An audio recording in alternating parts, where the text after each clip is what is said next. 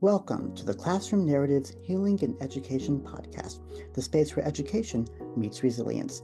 I'm Dr. Joey Weisler, and in each episode, we dive deep into the personal stories of educators, students, leaders, and frontline advocates who are navigating the complexities within modern education.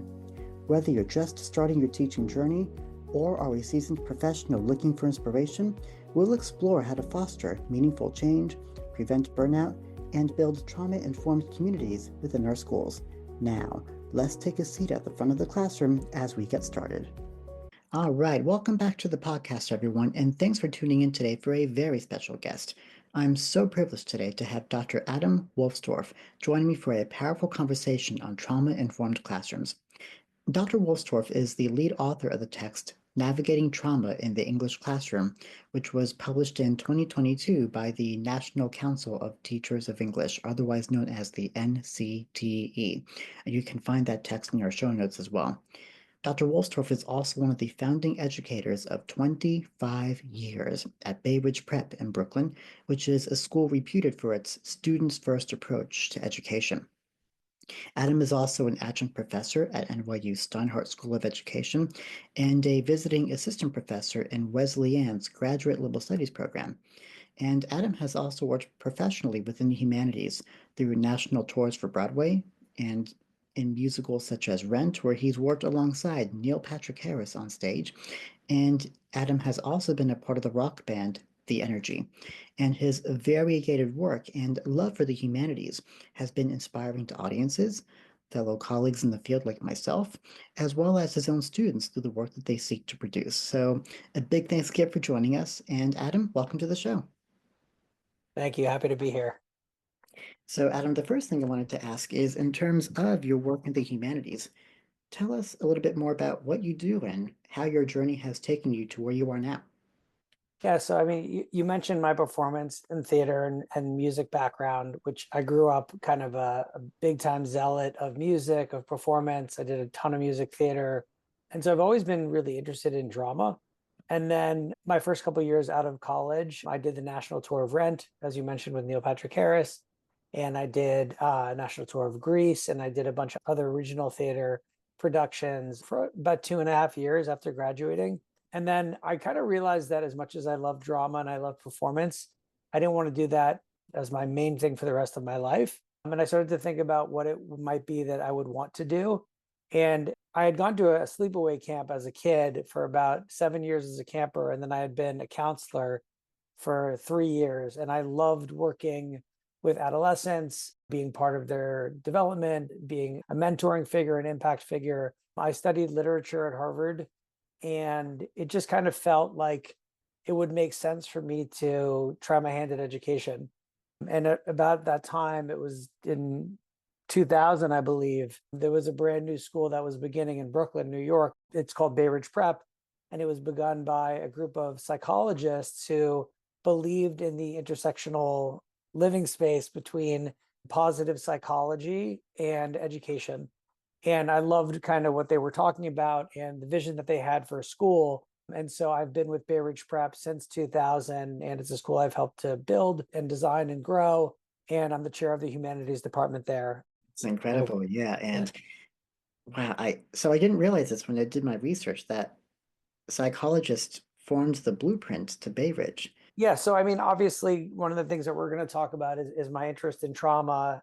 And what I will say, at any school in America, you're going to have kids who have had traumatic histories. Bayridge Prep isn't specific as a place for kids with traumatic history, right?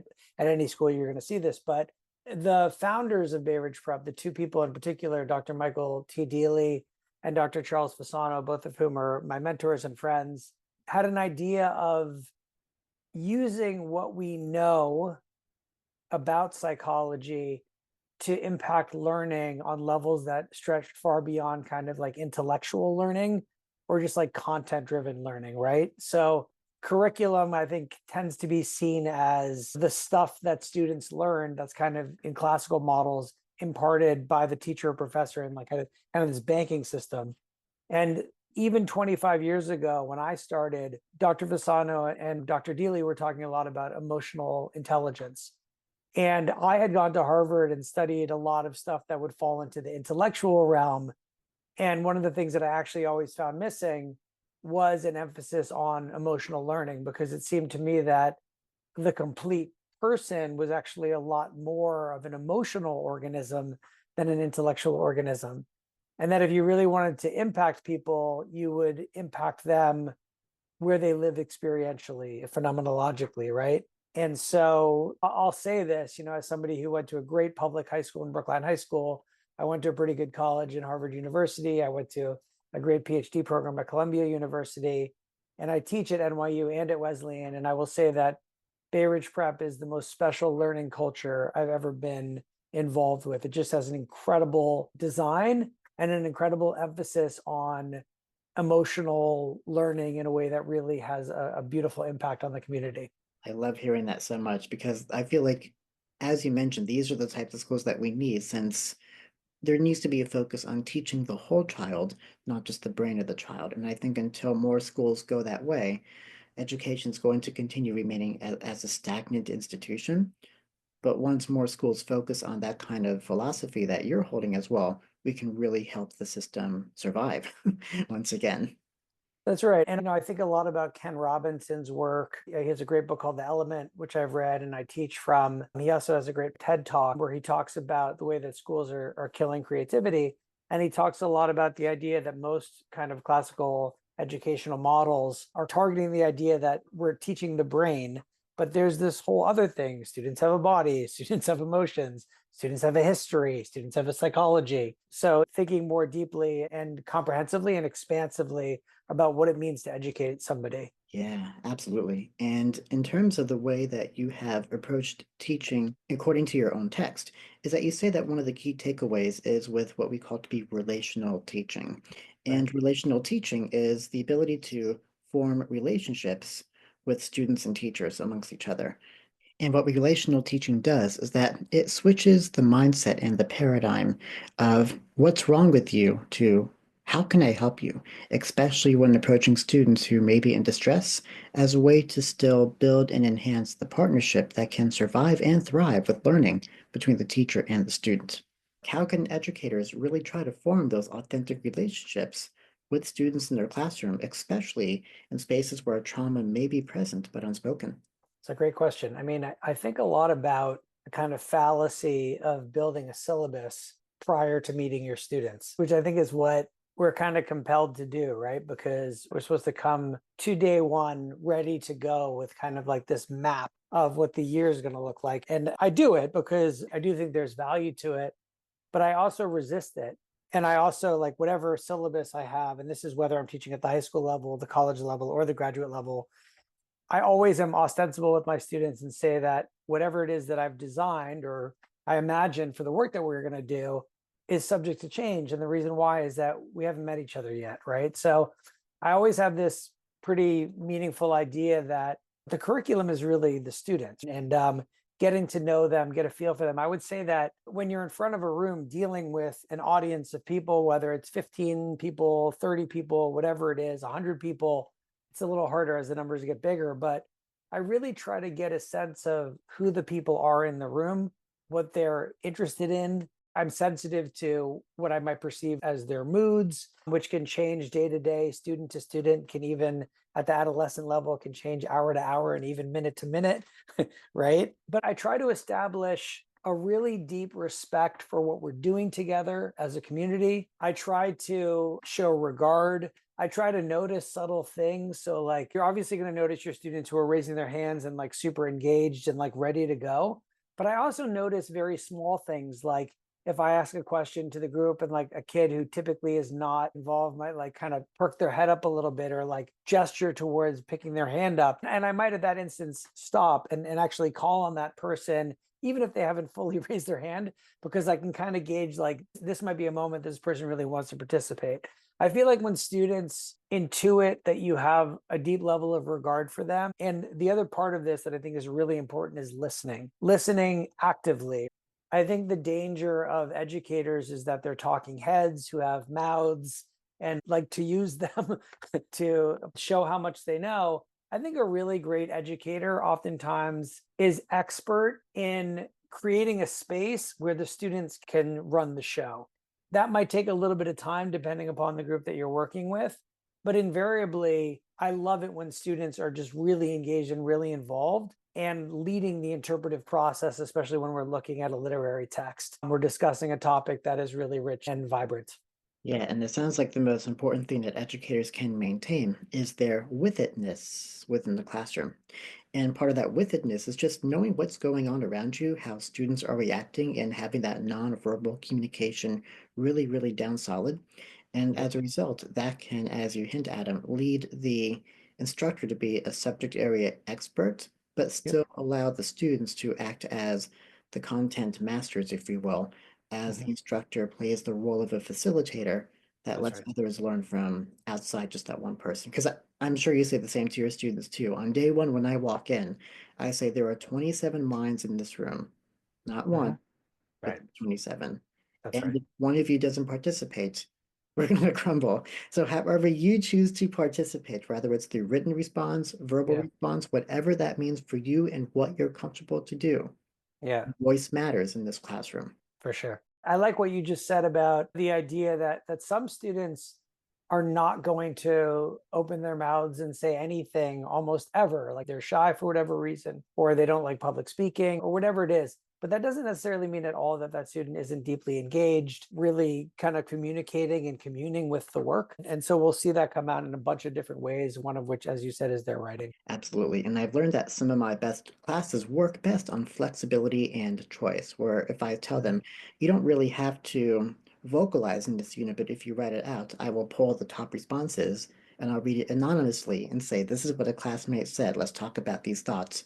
That's And then awesome. still allows the silent peer to Mhm. participate and vocalize without them having to physically do so on their own. It gives them the support and the lifeline to still get them a part of the class.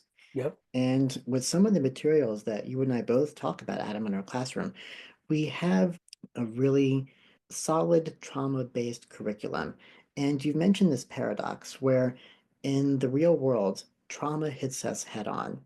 But in the classroom, we're so hesitant as a field to really try and talk about it as a humanities body. So there's this paradox that students are fighting because they're going to face trauma out there, but they can't talk about it in here.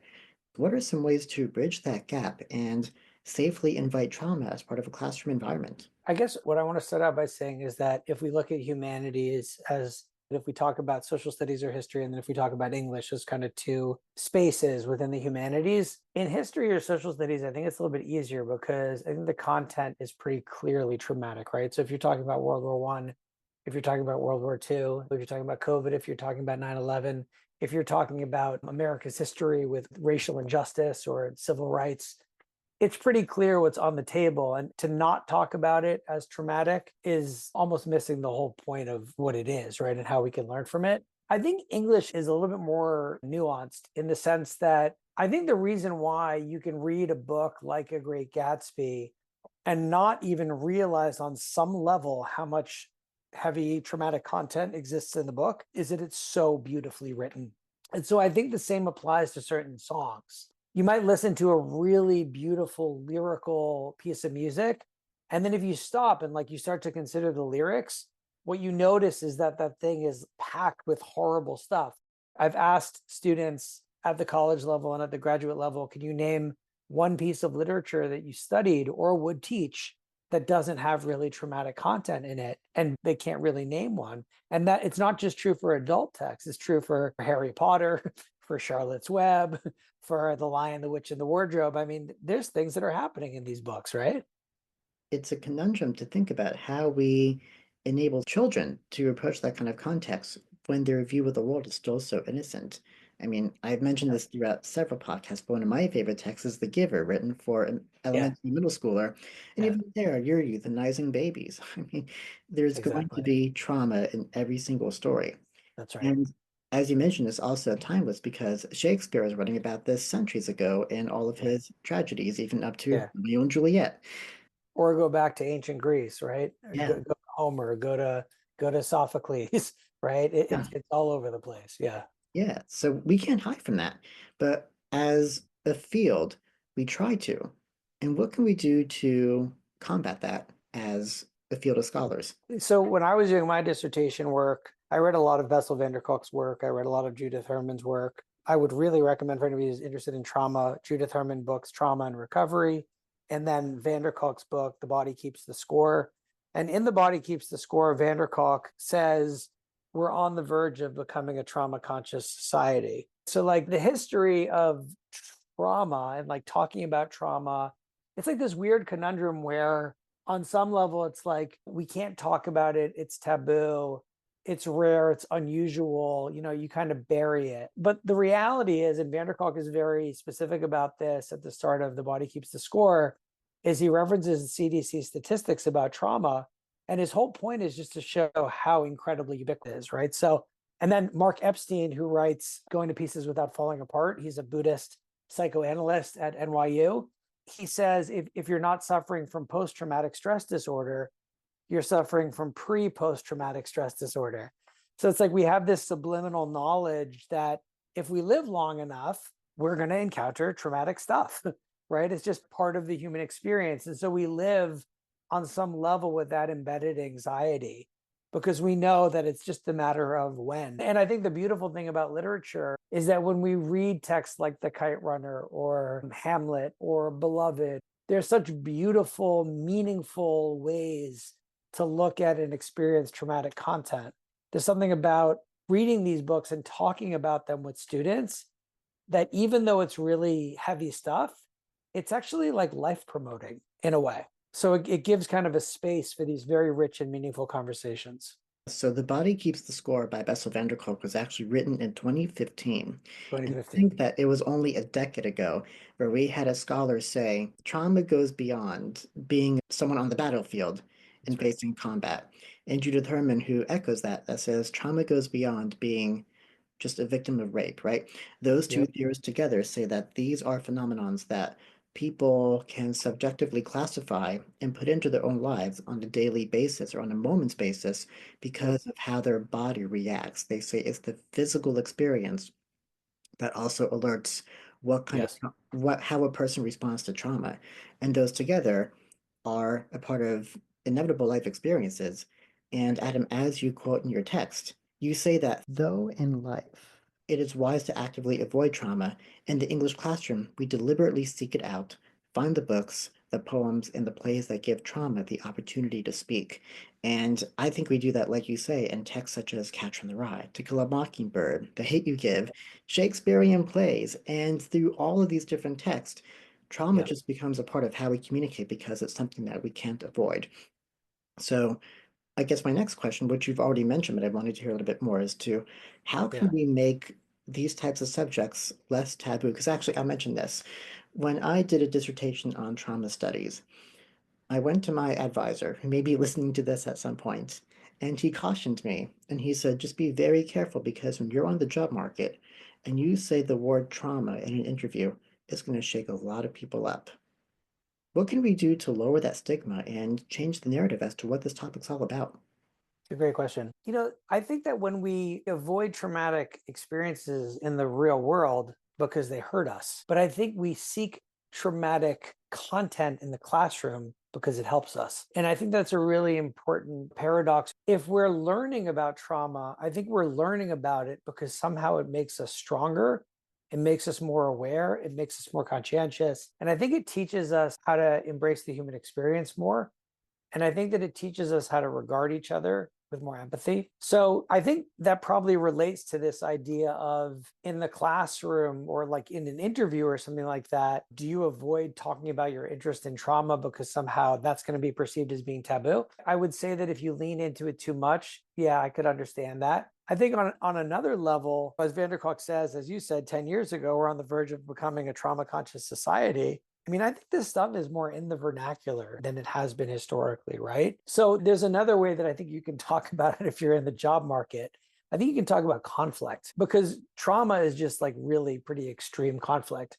And the reason why literary texts work, if they work, is because characters are pushed to the far recesses of what is humanly possible for them to endure. And in those kind of corners, when they're placed into those very intense, traumatic corners, the question becomes, how do you survive and grow? given the obstacle that you're confronted with. And that's how, by the way, like obviously you don't teach kids anything by traumatizing them, but you do teach kids a lot by challenging them. So you have to find meaningful challenges. And I think that when we're reading really, dramatic text, you mentioned The Hate You Give, or you mentioned The Giver. I think that when we watch characters confronting really complicated scenarios and we empathically align with them, all the research supports that when we read literature, we enhance our empathy. So I think that that experience deepens us, makes us more complex, and we shouldn't confuse somebody who's interested in trauma as somebody who's going to be promoting trauma in some way, right? I think maybe that's part of where the confusion is. I think from what I understand, and I could be wrong, my students would have to get on your podcast and let you know. Yeah. But my understanding is that my students feel that when we talk about some really intense stuff that characters are going through, it helps to give them, in a way, a better sense of who they are, some of their own challenges, and it helps them like identify deeply with what people are going through so that they can better navigate and explore the world that when we read these kind of heavy texts of like intense stories.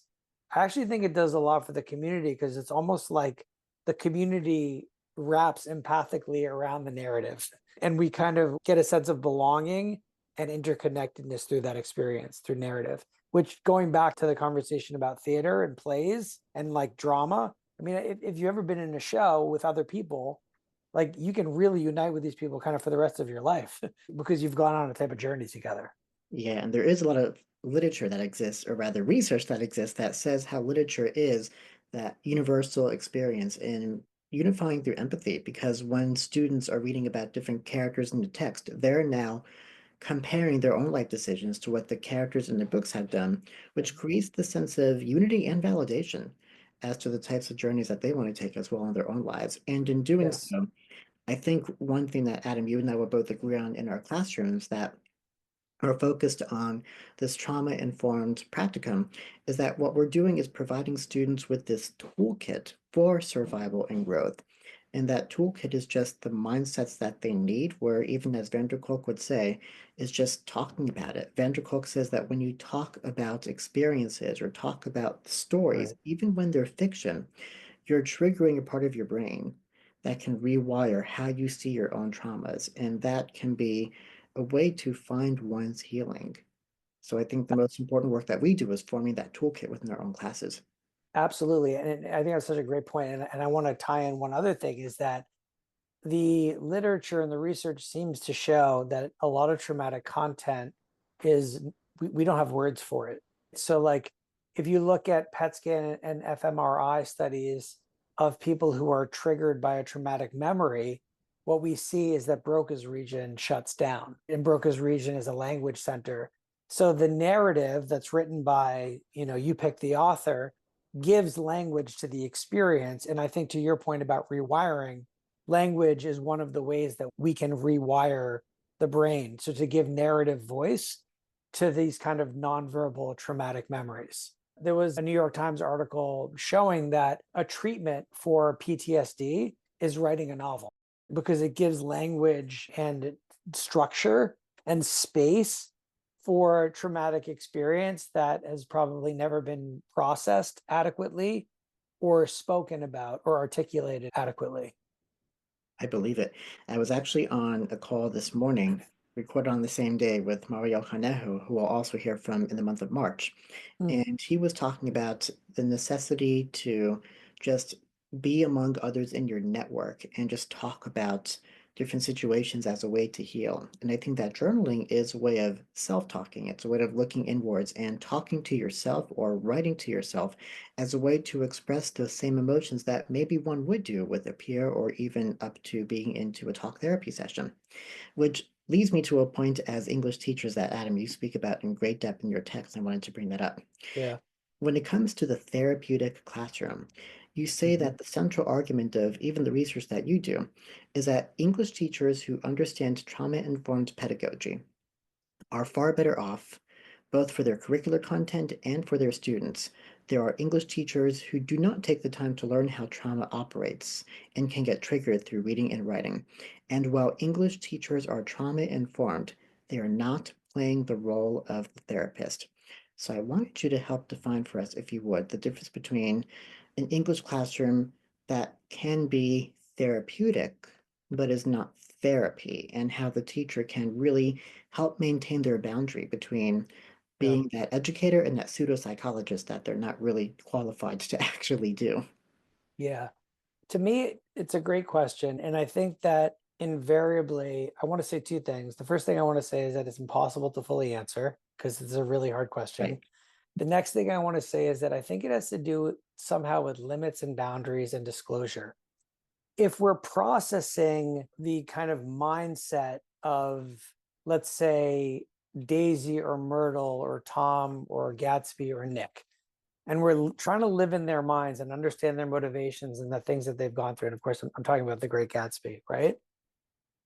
If we're working to put ourselves in their shoes and connect with them in the ways that we can, and facilitate discussions that are centered around the novel or the poem or the play or the discussion, then I think we're working therapeutically because we're providing a vehicle and a container for rich discussion that, of course, is going to get into the emotional fabric of the people in the room, but is contained within the metaphysical space of the text, as it were.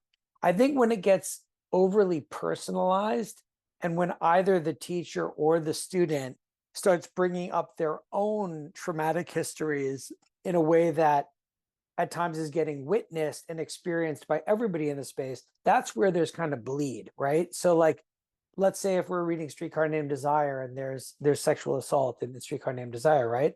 And let's say that a student raises their hand and says that they've been sexually assaulted. Now, all of a sudden, it's no longer about the Streetcar Named Desire phenomenon. It's no longer Stanley and Blanche and Stella. Now it's this person in the room. And now all of a sudden, as an educator, you have to make a choice.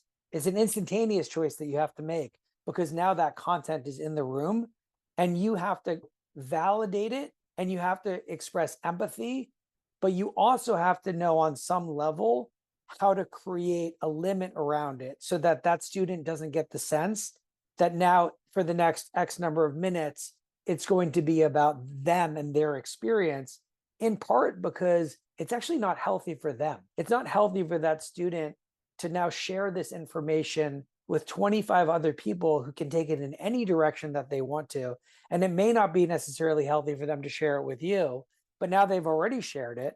So what are you supposed to do with that content, right? So I think it's about being empathic, being other directed, and using the knowledge that a student might give you or the content that a student might give you to meaningfully engage with them in positive, appropriate ways for the rest of the school year and beyond. But it's also about not being too indulgent and knowing what your boundaries are. And also, and this is very important, knowing that in the institutions where you work, there's probably like a social work division, there's probably a mental health division. And if you sense that that student is in like some pretty acute distress versus like, you know, it happened and they've come to terms with it in whatever way you possibly can.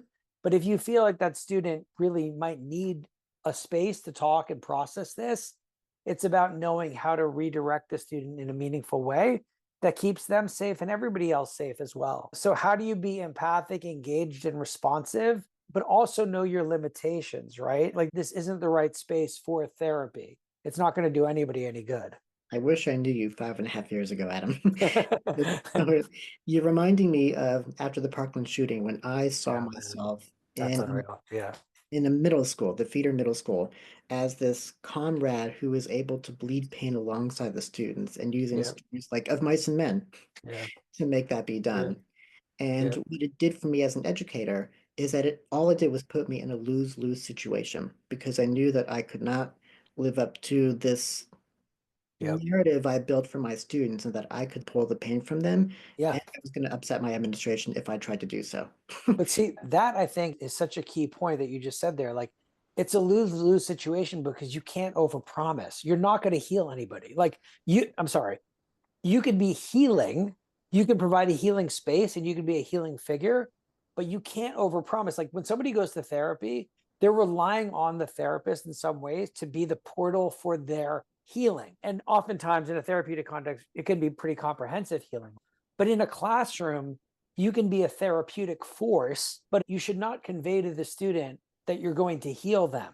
I think that's where this illusory line gets broken down, as it were. If, in a sense, an educator is almost over promising something to students, and then what winds up happening is there's a sense of betrayal because the student almost feels on some implicit level like, why did you suggest that this was going to happen? And now I have to leave your class in 2 months and I'm not healed and you didn't give me enough space for it. So it's complicated because it's that fine line between empathy and enmeshment. So sometimes, you got to direct them to the nearest port to get help there. And keep them safe for now. Adam, this must be why people in leadership shudder at the thought of a trauma-based classroom, because this is why they must be Exactly. afraid that they're going to fall into this exact narrative. That's right. They've seen it before. That's right. Yeah. And I also just think that feelings are messy things, right? If you have a multiple choice exam and you can pick D or C, that's a lot easier than allowing someone's emotional content to come to the fore. And yet, if we're in language arts or if you're in the humanities, our emotions are going to rise because the purpose of art is to arouse emotional response. Yeah, and I think some of the best ways to stick with this is to just continue tying content back onto the text. Like, as you mentioned, if a Right. student vocalizes something personal, Yeah. validate that, but then say, tell us how this relates back to Gatsby, Daisy, and what the emotions of the characters in the text are going through as well. And in doing so, I also like to use a rubric so students know that there is a baseline at which they can and will be assessed Yeah. by keeping checkboxes, not to standardize thinking, but to adhere to learning. I think that helps students remain within that boundary as well. Yep. And something else you mentioned, Adam, that I think is worth highlighting is that healing-based narrative. I think even one thing that my advisor just said to me when I was submitting my dissertation, he said, remove the language from your work that calls the teacher the hero, especially That's in right. Hollywood. We highlight the hero teacher a lot. Totally. Yep. As if you remove that word and replace it with something like caretaker, you're going to really humanize what the teacher is capable of Mhm. over that phrase that consistently tries to put the teacher in the savior-like role where they don't Mhm. belong. It makes total sense.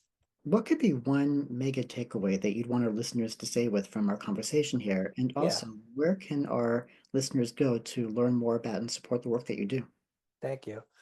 Yeah, so I think the most important thing is really listening to your students. And I mean that like actively listening. Like the classroom is a complicated space because you're up there and you're in front of a group of people and you're quote unquote the de facto leader and you make a lot of choices. And I think that the teachers who have really impressed me are not just people who are like really bright and really interesting, but people who are really interested in what students have to say and like genuinely take joy and delight in really hearing their perspectives, even if those perspectives are already things that we've thought of because we've taught, Catcher in the Rye for 20 years or whatever it is.